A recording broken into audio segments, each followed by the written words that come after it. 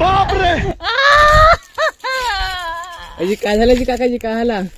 अरे का सांगू, हे जवान पोरं येतेत माझ्या आंब्याच्या झाडामध्ये, माझे आंबे तोडतेत, चालेले आंबा फेकू फेकू मारीन, चाले जगतील नाही, भोसडीने यायच्या मायले घेऊन पडतो मी. थांब तुले दाखवतो बापू, ये माझ्याकडे ये बापू ये, तुले दाखवतो.